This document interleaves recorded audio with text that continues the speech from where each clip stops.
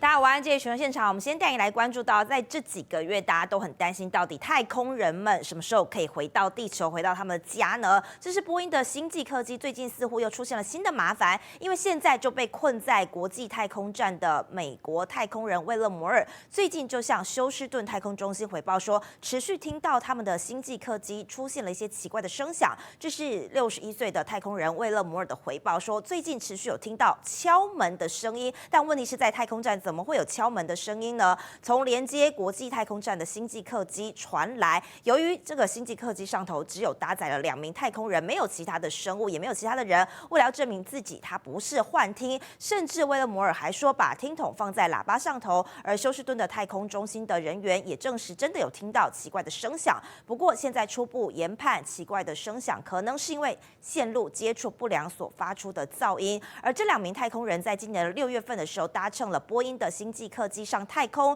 原本说是要待8天而已，但是后来因为这其中发生了故障，所以现在这个回程日期可以说是一延再延，可能要等到明年的2月份才有办法回到地球。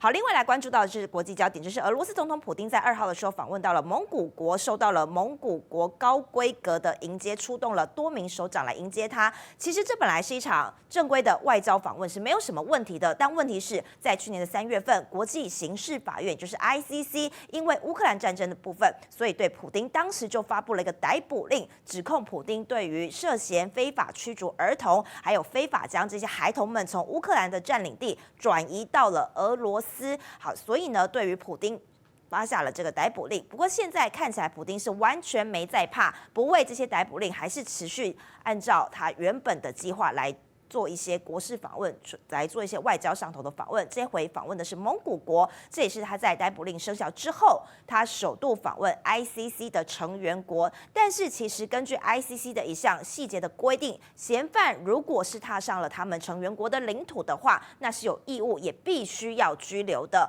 乌克兰针对整件事情，他们也呛说应该要帮忙来抓战犯。不过蒙古国目前看起来是完全没有任何要执行这个逮捕令的迹象，而且蒙古国的总统之后也会安排和普丁来会面。好，就在普丁出访之际，其实俄军他们针对基辅的攻击还是不间断的，而且夜袭不间断。俄罗斯在周一的时候是发射了35枚的飞弹，对于乌克兰的基辅发动大规模的空袭，城市多地发生了巨大的爆炸，引发了一系列的火灾，包括了像是房屋，还有一些建筑物跟基础建设都被破坏。当地居民都说被这个巨响、爆炸声响，还有防空飞弹升空的拦截目标的声音都吓醒了。好，同时间是在美国的一份最新的情资也显示说，俄罗斯持续发展核子武器。这是根据路透社所抛出的一篇最新的报道，还有最新的影片的截图，指出说有2名的美国的研究人员表示说，他们最近透过了空拍图发现，俄罗斯最新的9M370海燕式飞弹在俄罗斯的部署地点，这个也被称作是飞行的车诺比，而且具体的位置离莫斯科以北是只有475公里而已。好，其实呢，这个是一种可以携带核武器的新型飞弹，普丁过去也曾经吹捧它的战力无敌的，而且有无限射程，还说可以闪避美国的飞弹的防御系统。好，这个普丁其实最近当然他频频的有一些外交上头的出访，不过他最近可能是因为心情蛮好的，罕见在公开场合提到自己的私生活、自己的家人，因为过去强人形象的他是从来不太谈自己的小朋友，还有自己的婚姻生活以及他的感情生活的。不过他这一次很罕见的说明说，他的家中的成员当中最小的一个小朋友是会讲中文的，而且说的是相当的流利。Сейчас у нас растет интерес к китайскому языку. Почему? Да потому что контактов много. И в Китае, кстати говоря, тоже растет интерес к русскому языку, а у нас к китайскому. Члены моей семьи говорят тоже маленькие на китайском языке. Говорят свободно.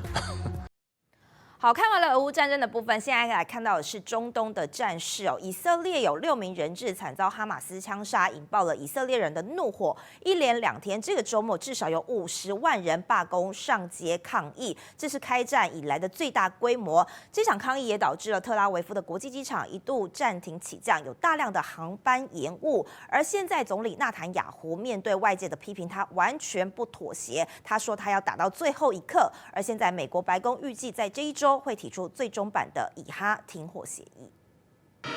深夜人头攒动，示威者高举国旗，大喊口号，有的人双手染红，焚烧物品泄愤。以色列最近发现6名人质遭到哈马斯枪杀，引爆民众怒火。一连2天，至少50万人走上街头，占领特拉维夫和耶路撒冷的主要道路，要政府别再废话，立刻签署停火协议，让100多名人质活着回家。First, to save the hostages,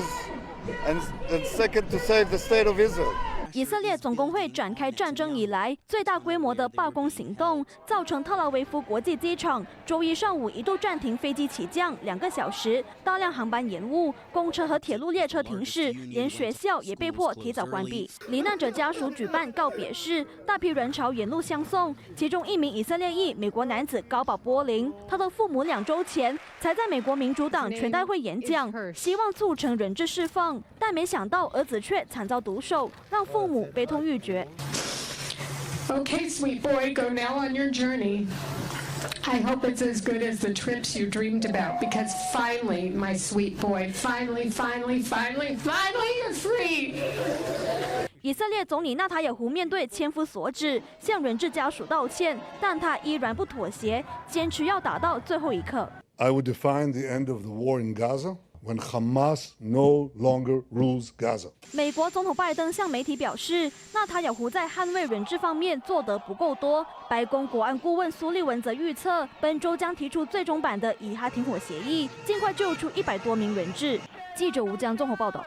大家都说我变漂亮了，其实是气色好，肌肤保湿做得好，气色自然漂亮。我选择 KS 皇家呵护芦荟保湿舒缓凝胶，因为它用国际芦荟协会认证高品质的库拉索芦荟，含有大量的粘多糖体，类似于玻尿酸，可以帮助锁住皮肤水分，让肌肤长时间保持水嫩，还运用 TTS 技术增强芦荟的生物活性，修护舒缓日晒后的各种不适。